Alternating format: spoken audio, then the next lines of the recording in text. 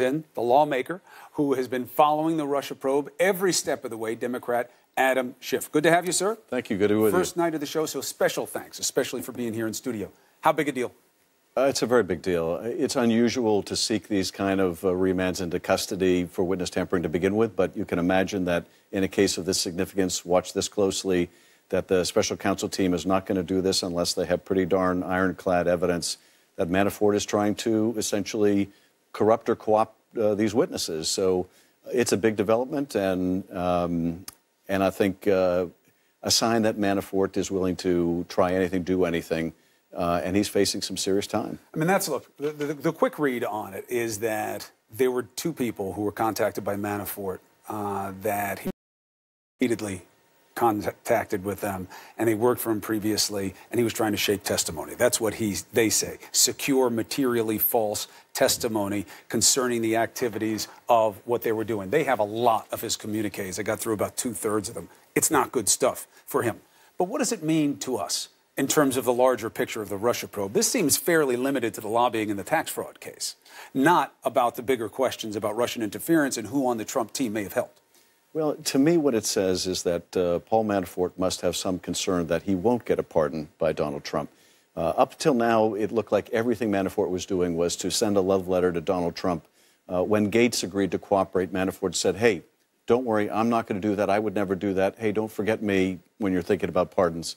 This kind of a desperate action to try to violate the terms of your release and interfere with other witnesses says to me that he is really concerned about his jeopardy, about going away for a long time, willing to risk being caught witness tampering in a case where they're watching every move. So it tells me that he's not certain he'll get a pardon. And frankly, I think a pardon in these circumstances would be another act of obstruction of justice by the president. But clearly, Manafort also has his own concern about that. Well, let's pivot from this to what we heard from Rudy Giuliani. You say that a pardon could be obstruction of justice. So I've been doing a lot of research on this. And there is an ability to review the motivations for, but they're very specific and tailored categories where there's a bribe involved, there's something like that, and a pardon can be reviewed. Is that what you think is going on with these recent pardons by the president? Do you think he is trying to send a message? Oh, there's no doubt about it. With the pardon of Joe Arpaio, in a case, as you were pointing out, wasn't even finished. He hadn't even been sentenced yet. This is a fellow traveler in the whole birther business. He announces it at a political rally, basically saying, you stick with me and I will stick with you. I won't even let the criminal case come to an end before I pardon you. And then with the pardon of Scooter Libby, someone he doesn't know, doesn't really have any reason to reach out to, this is someone convicted of obstruction of justice and lying. Similarly with Martha Stewart, someone convicted of obstruction of justice and lying. If he does that. If he does that. He's basically saying obstruction, lying, either I don't think that should be criminal or I'm willing, where it would protect me and for my friends, to abuse the pardon power. Now, some people like Giuliani claim the pardon power is absolute. He can do whatever he wants.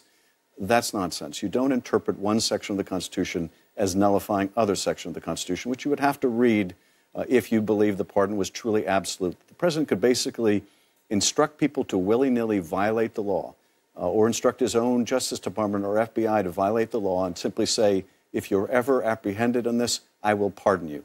That cannot be. That's not our system, and that would violate the part of the Constitution that charges him with faithfully executing the laws. So the meaningful distinction becomes between the people he's pardoning as external versus internal. You want to excuse or pardon and give clemency to Dinesh D'Souza, go ahead.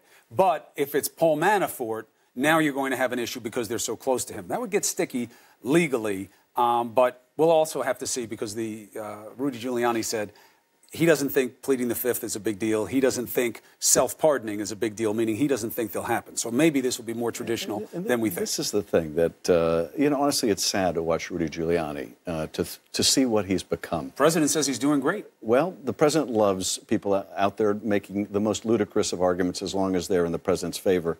But here is someone who's saying the president of the United States is above the law, that it's basically his Justice Department to do with as he will. And in the case of this false statement about the Trump Tower meeting, which is a clear part of the cover-up of that meeting. First, they deny meeting with the Russians. Then they get caught and the president dictates a false statement about that meeting as part of covering up what really happened. Now, Giuliani says, well, it was a mistake. That's nonsense. He swore to God in Jerusalem. You know, that's not the place to be making false statements in front of the Almighty. But it's nonsense to believe the president's own lawyer didn't know what the president's role in that statement was. Now, Sarah Huckabee Sanders, the modus operandi seems to be, they mislead me, I mislead you. That's just our way of doing business. That's the most charitable explanation of her telling the country that he did not dictate this statement. But again, well, you got to be a little bit more forgiving in the analysis, I think, in this one way. Somebody lied here, okay? Somebody lied in this situation. Was it the president?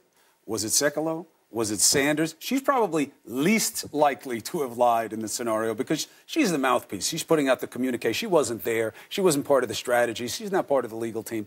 But it seems really far-fetched that something as simple and obvious as what he did on that plane with this group could be this misunderstood. Fair point? Yes, it's a fair point, and I don't think there's any misunderstanding here. And you can see from the email and text train that is already public how much of a discussion of the Trump legal team was involved in trying to prepare this statement, this false statement. Now, whether Sarah Huckabee Sanders knew that he dictated it or not, the statement that she made, it gives the appearance of trying to dumb down the president's role in it. He did whatever a father would do for their son. Well, that's a nice non-answer. I don't know how much Sarah Huckabee Sanders knew or didn't know, but what I have seen, and a pattern that I think is really corrosive to our democracy, is you see fabrication after fabrication from this president, and you see Sarah Huckabee Sanders, Kellyanne Conway, taking these false statements and turning them into some form of alternate truth, which is what Rudy Giuliani is doing tonight. Well, look, the spin is something that needs to be tested. That's why I'm sitting here. But Congressman Schiff, thank you very much for making